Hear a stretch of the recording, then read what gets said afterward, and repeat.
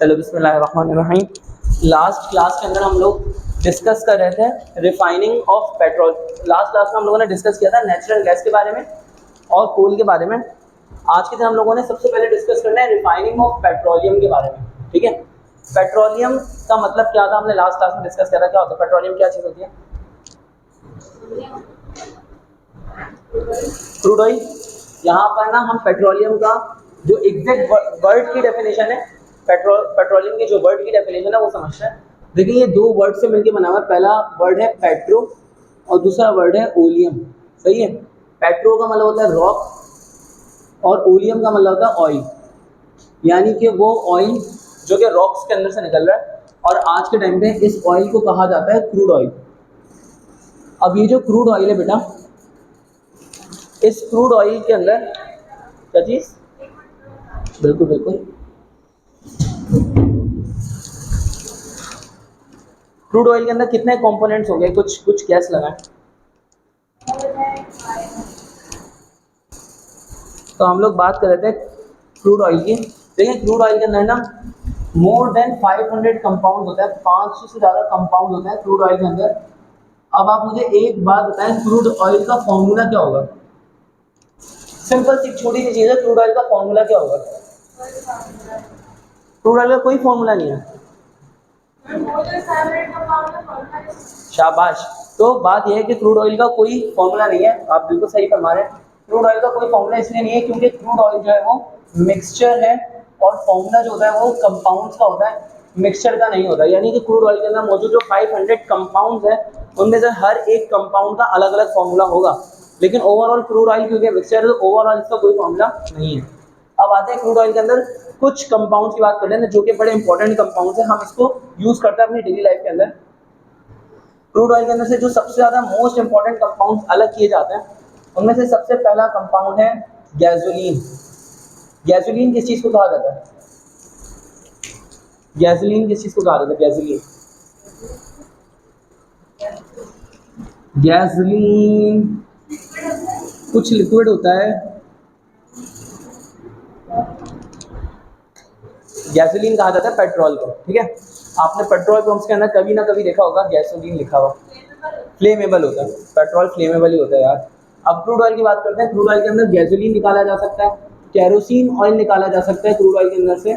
Kerosene oil को मिट्टी का तेल कहा जाता है। आपने केरोसिन ऑयल का एक और वर्जन सुना है, उसका नाम है जेट फ्यूल।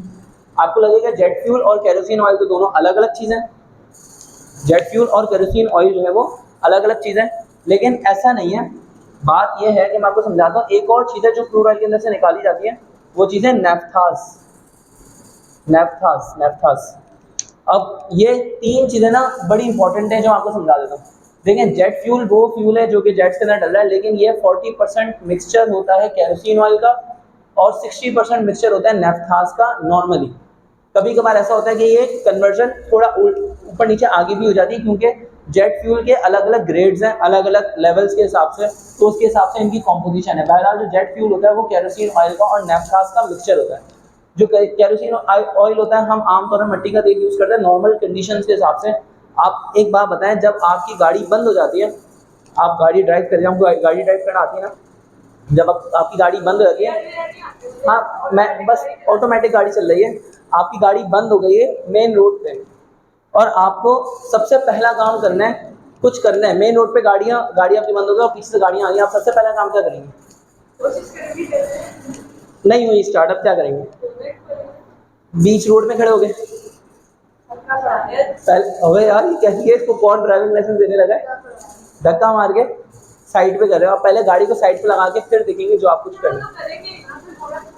हाँ बोनेट खोल के ऑब्वियसली, लेकिन मैं बोल रहा हूँ कि आप पहले एक काम करेंगे, धक्का मार के साइड पे करेंगे और बोनेट खोल के जो आपको करना होगा वो आप करेंगे। चले आपने धक्का नहीं मारा, आप रोड के बीच में खड़े होकर बोनेट खोल के खड़े हो गए, हमने ये भी मान लिया। लेकिन बात यह है कि अगर आपकी गाड़ी बंद हो जाए ना तो आप अफोर्ड कर सकती हैं, अगर आपका जहाज बंद हो जाए तो आप अफोर्ड नहीं कर सकते। इसलिए प्लेन्स के अंदर भी 2 इंजन होते हैं। लेकिन हम उस बात से हटते हैं। केरोसिन ऑयल जो होता है वो नॉर्मल कंडीशन के हिसाब से होता है। हमारी नॉर्मल कंडीशंस होती हैं कि 1 एटमॉस्फेरिक प्रेशर होगा और 25 डिग्री सेंटीग्रेड टेम्परेचर होगा, रूम टेम्परेचर, या इसकी फ्लक्चुएशन रहेगी आसपास।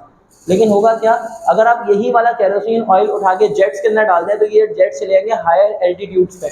जब हायर एल्टीट्यूड्स पे जाएंगे तो वहाँ पे एटमॉस्फेरिक प्रेशर बहुत ही ज़्यादा बढ़ जाएगा और वहाँ पे टेम्परेचर बहुत ही कम हो जाएगा। जब टेम्परेचर बहुत ही लो हो जाएगा, प्रेशर बहुत ज़्यादा हाई हो जाएगा, तो ये केरोसिन ऑयल जलना बंद हो जाएगा, इसकी कंबशन में फ़र्क आ जाएगा, यानी ये ठीक से बर्न नहीं होगा। जब ठीक से बर्न नहीं होगा तो ये हीट एनर्जी प्रोड्यूस नहीं करेगा, जिसकी वजह से आपका जहाज़ का इंजन बंद हो सकता है। आप अफोर्ड नहीं कर सकते, आपका जहाज़ इनका इंजन बंद हो गया तो आप क्या बोलेंगे, साइड पे लगाओ, देखते हैं यार, बोनेट खोल के चेक करते हैं, ऐसा कुछ नहीं कर सकते। ठीक है, आप समझ रहे हैं ना। तो केरोसिन ऑयल को क्या किया जाता है, ये इतने हायर एल्टीट्यूड्स पे जाके गलती से भी फ्रीज ना हो, हालांकि ये वैसे भी फ्रीज नहीं होते, लेकिन फिर भी इसकी कंबशन एनालिसिस में कोई फर्क ना है, कंबशन के अंदर कोई फर्क ना है इसके अंदर, तो हम इनके अंदर एंटी फ्रीजिंग एजेंट्स डालते हैं। उन एंटी फ्रीजिंग एजेंट्स के अंदर इथाइलिन ग्लाइकोल का नाम भी आता है, लेकिन हम क्या करते हैं, केरोसिन ऑयल का, नैफ्थास का और एंटी फ्रीजिंग एजेंट्स और दूसरे एडिटिव्स का मिक्सचर बना के जेट फ्यूल बनाते हैं, जिसको हम हायर एल्टीट्यूड्स के लिए डिजाइन करते हैं। अब आपको ये बात समझ में आई होगी, बहुत अच्छे समझ में आ गई होगी। क्रूड ऑयल के अंदर से एक और चीज़ निकाली जाती है, उस चीज़ का नाम है डीजल। क्रूड ऑयल के अंदर से एक और चीज़ निकाली जाती है जिसका नाम है लुब्रिकेटिंग ऑयल। सही है, लुब्रिकेटिंग ऑयल। और क्रूड ऑयल के अंदर से और भी कुछ चीज़ें निकाली जाती हैं, जैसे कि गैस ऑयल, फ्यूल ऑयल, ये सब इसके अंदर से निकाले जाते हैं, वगैरह वगैरह। ये सब यहाँ पर मैंने लिख दिए हैं। अब मैं समझाता हूँ इसके अंदर क्या डिफरेंसेस हैं, क्या कैसे किया जाता है, ये सब चीज़ें हम लोग समझेंगे। ठीक है, किस तरह से ये किया जाता है ये हम लोग समझेंगे। अब देखें, क्रूड ऑयल के अंदर से बहुत सारे कंपाउंड्स हैं, 500 कंपाउंड होते हैं। हम चंद कंपाउंड्स को अलग करते हैं क्योंकि इन कंपाउंड्स की प्राइस बहुत ज़्यादा है। जिन कंपाउंड्स की प्राइस ज़्यादा होती है, हमें वही कंपाउंड्स निकालने होते हैं। और एक और चीज़, ये सारे कंपाउंड्स एक दूसरे के अंदर इंटर कन्वर्टेबल भी हैं। ये सारे कंपाउंड्स एक दूसरे के अंदर किस चीज़ के अंदर कन्वर्टेबल हैं, एक दूसरे के अंदर इंटर कन्वर्टेबल है। इसका मतलब समझाता हूँ, बड़ा सिंपल है। आम तौर पे अगर हम बात करें ना, इंटर कन्वर्टेबल, आम तौर पे अगर हम बात करें ना, जो नैफ्थास है, नैफ्थास की प्राइस बहुत कम होती है। और नैफ्था अगर ज़रूरत से ज़्यादा निकला है तो नैफ्था को पेट्रोल में कन्वर्ट कर दिया जाता है, क्योंकि पेट्रोल की मांग बहुत ज़्यादा है। आपको बात समझ में आ गई, ये बड़ी सिंपल है। इस तरह से यहाँ पे बहुत सारे कंपाउंड्स ऐसे हैं जिनकी मांग या जिनकी डिमांड कम है, तो उनको उस कंपाउंड के अंदर कन्वर्ट कर देते हैं जिन कंपाउंड्स की डिमांड ज़्यादा है। डिमांड एंड सप्लाई का गेम खेलते हैं, सिंपल, ताकि पैसे कमाए जा सकें। अब यहाँ पर कुछ चीज़ें समझना बड़ा ज़रूरी है, जैसे कि अगर एक कार्बन है, आपने लास्ट क्लास के अंदर ये पूरा लेक्चर सुना है, सब कुछ सुना है, तो आपको ये पता होगा कि अगर एक कार्बन से लेके 4 कार्बन तक की चेन होगी तो ये गैसियस स्टेट के अंदर होंगे। कौन सी स्टेट में होंगे, गैसियस स्टेट में। हमने लास्ट क्लास के अंदर ये चीज़ पढ़ी थी कि अगर एक कार्बन है तो एक कार्बन वाली जो चेन होगी, अगर एक कार्बन होगा तो वो कहलाएगी मीथेन गैस वाली चेन। सही ना, मतलब एक कार्बन है तो मीथेन गैस। अगर 2 कार्बन है तो इथेन होगा या इथाइन होगा। नॉर्मली इथेन होता है, ठीक है। और इथेन का फॉर्मूला होता है C2H6। एक चीज़ बता देता हूँ, ये जो CH4 है ये मीथेन गैस भी कहलाती है और ये ड्राई गैस भी कहलाती है। ठीक है, मीथेन कहलाती है ड्राई गैस, या सॉरी CH4 कहलाती है ड्राई गैस या मीथेन गैस वगैरह। ये इथेन जो है ये कहलाती है वेट गैस। ठीक है, और यहाँ पर अगर 3 कार्बन है या 4 कार्बन है तो ये हो जाएगा, 3 कार्बन वाली चेन कहलाती है प्रोपेन और 4 कार्बन वाली चेन कहलाती है ब्यूटेन। और इनका जो मिक्सचर होता है वो कहलाता है LPG। और LPG के बारे में आप पढ़ चुके हैं कि ये क्या होता है, लिक्विफाइड पेट्रोलियम गैस होती है। ठीक है, यहाँ तक आपको ये चीज़ समझ में आ गई है कि ये सब गैसेस हैं। ठीक है, ये सारी की सारी गैसेस। अगर कार्बन 1 से लेकर कार्बन 4 तक की बात होता है, अगर कार्बन 5 से लेकर कार्बन 16 तक की बात हो, तो ये सारे होते हैं वोलेटाइल लिक्विड्स। वोलेटाइल लिक्विड्स कौन से होते हैं, वोलेटाइल लिक्विड्स होते हैं जो कि एवापोरेट हो जाते हैं, खुद से एवापोरेट हो जाते हैं रूम टेम्परेचर के ऊपर। और C17 से लेकर C18 तक ये कहलाते हैं non volatile liquids. Non volatile liquids वो होते हैं जो कि खुद से एवापोरेट नहीं होते। ठीक है, और C18 से अगर हायर हो जाए, मैं इसको इधर लिख देता हूँ, C18 से हायर, तो ये हो जाते हैं सॉफ्ट सॉलिड्स। सॉफ्ट सॉलिड्स ये बड़ी काम की चीज़ें, अभी इसको समझेंगे। यहाँ तक आपको क्रूड ऑयल के जितने भी फजाइल थे वो सारे समझ में आ चुके हैं, है ना। अब ये चार्ट बिल्कुल आखिर में आएगा। अभी हमने ये समझना है कि क्रूड ऑयल से इन सब चीज़ों को अलग कैसे किया जाता है। तो आपको 2 चीज़ों के बारे में पता होना चाहिए, एक चीज़ है बॉइलिंग और दूसरी चीज़ है कंडेंसेशन। और तीसरी चीज़ भी पता होनी चाहिए कि हर कंपाउंड का अलग डिफरेंट बॉइलिंग पॉइंट होता है। हर कंपाउंड का अलग डिफरेंट बॉइलिंग पॉइंट होता है, ये मिटा दूँ काफ़ी, ये लिखना तो नहीं है, वीडियो में आएगा सारा कुछ आएगा, ये मिटा दूँ ये, देखिए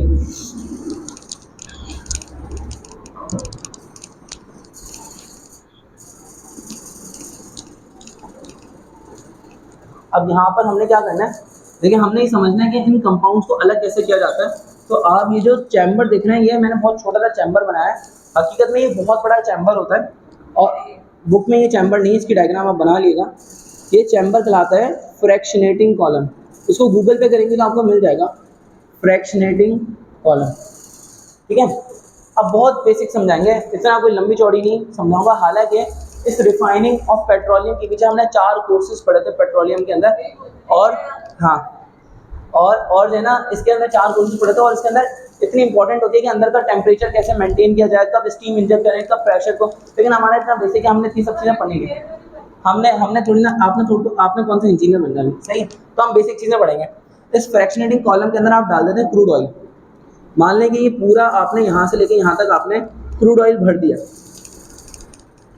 अब इस क्रूड ऑयल को आपने हीट करना है, इस क्रूड ऑयल को आप हीट करेंगे, नीचे डिफरेंट इलेक्ट्रिक हीटर्स होते हैं, आग नहीं लगी हुई होगी, इलेक्ट्रिक हीटर्स होंगे, इलेक्ट्रिक हीटर से आप उसको हीट करेंगे। यहाँ पर अलग अलग कंपार्टमेंट्स होते हैं, अलग अलग कंपार्टमेंट्स, और हर कंपार्टमेंट का अलग अलग टेम्परेचर मेंटेन किया जाता है, हर कंपार्टमेंट का अलग टेम्परेचर मेंटेन किया जाता है, ठीक है। अब क्रूड ऑयल को जब हम लोग हीट करते हैं, तो जिस कंपाउंड का बॉइलिंग पॉइंट पहले आ जाएगा, वो कंपाउंड यहाँ से बॉइल अप होगा, एवापोरेट होगा, ऊपर आएगा, अपनी प्लेट पे पहुँच के कंडेंस होगा और बाहर निकल आएगा। अब आपको ये पता है बॉइलिंग और कंडेंसेशन में क्या फ़र्क है। अगर आप किसी लिक्विड को हीट करें और वो गैस में कन्वर्ट हो जाए हीट करने के बाद, तो प्रोसेस क्या कहलाएगा, बॉइलिंग। गैस को आप ठंडा करें, कूल करें, तो वो लिक्विड के अंदर कन्वर्ट हो जाए, ये प्रोसेस क्या कहलाता है, कंडेंसेशन।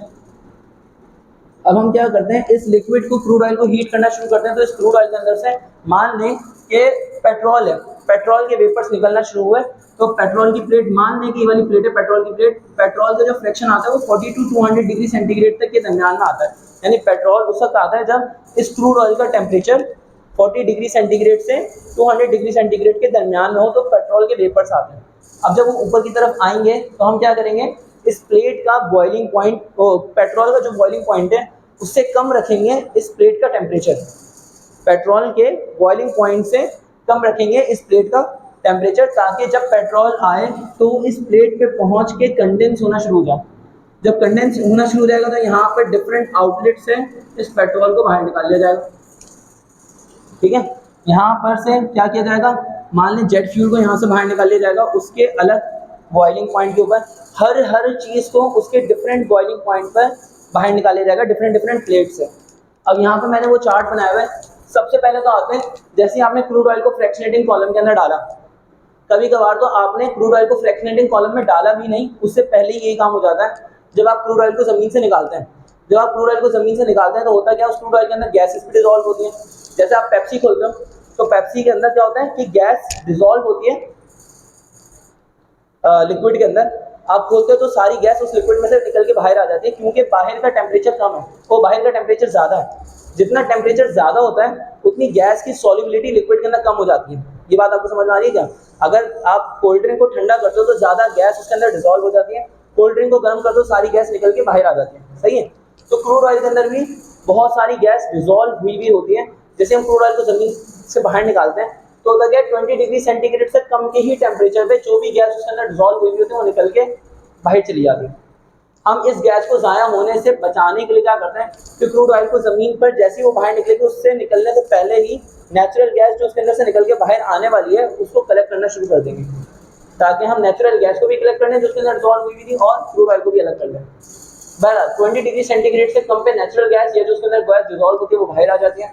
अब हमने फ्रैक्शनेटिंग कॉलम में डाला, उसको हीट करना शुरू किया, तो 20 डिग्री सेंटीग्रेड से 60 डिग्री सेंटीग्रेड तक हमें जो फ्रैक्शन ऑब्टेन होगा उस फ्रैक्शन के अंदर ईथर मौजूद होगा और नेफ्था मौजूद होगा।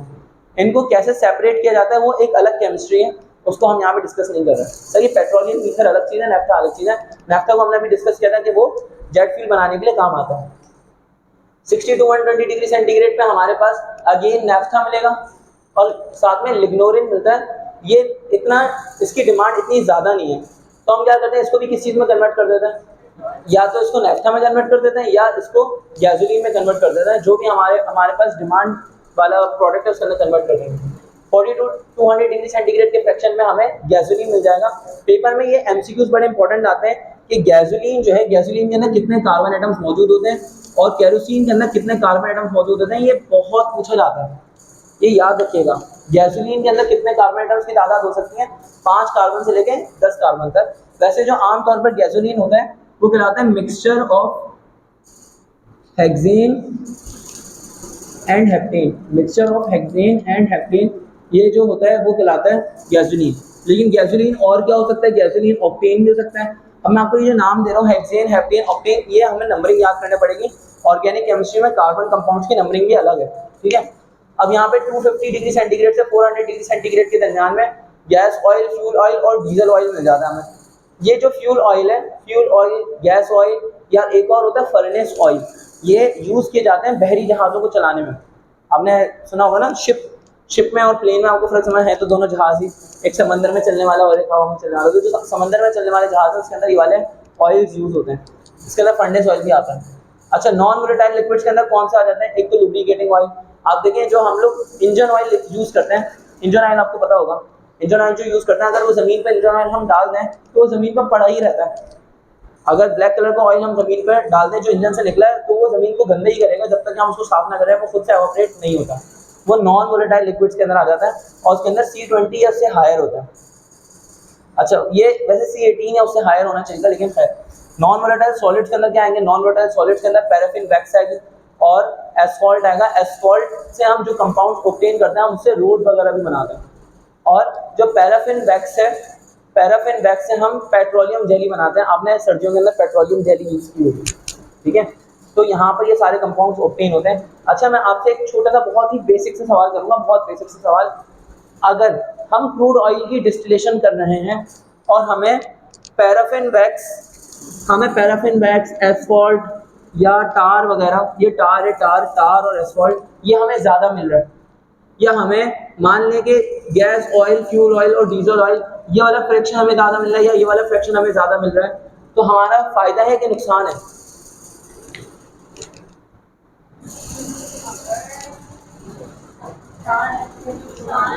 नुकसान क्यों भाई? नहीं, मतलब मान लें कि हमें पैराफिन वैक्स और, तो लेकिन फिर भी कुछ तो मिल ही रहा है ना। तो मतलब मैं बोलूँ, चलो ये अमाउंट में ज़्यादा बन जाए, ये अमाउंट में ज़्यादा बन जाए यहाँ पे, नुकसान क्या होगा, है ना? नुकसान नहीं है लेकिन फ़ायदा भी नहीं है। आप क्या कहते हैं इस बारे में? फ़ायदा होता है भाई, इनको लगता है कि फ़ायदा होता है, आपको लगता है कि ना नुकसान होता है ना फ़ायदा होता है?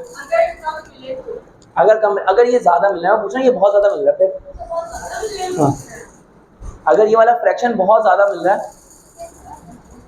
अगर ये ज़्यादा होगा तो फिर अरे हाँ ना, तो यही तो मैं आपसे सुनना ही चाह रहा था।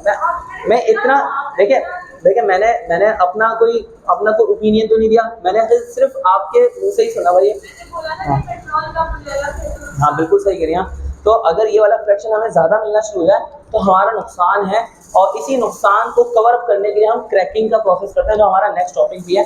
लेकिन इसको समझते हैं बेटा, इधर अगर आपने ये बात बिल्कुल सही करी है, जितना ये वाला फ्रैक्शन हमें ज़्यादा मिलेगा या ये वाला फ्रैक्शन हमें ज़्यादा मिलेगा, इसका मतलब नॉन वोलेटाइल चीज़ें हमें ज़्यादा मिल रही हैं, सॉलिड्स हमें ज़्यादा मिल रहा है, तो ऊपर वाले फ्रैक्शंस कम मिलेंगे। जितने ऊपर वाले फ्रैक्शंस कम मिलेंगे उतना हमें नुकसान होगा, क्योंकि प्राइस तो ऊपर वाले कंपोनेंट्स की हैं जो कि वोलेटाइल हैं।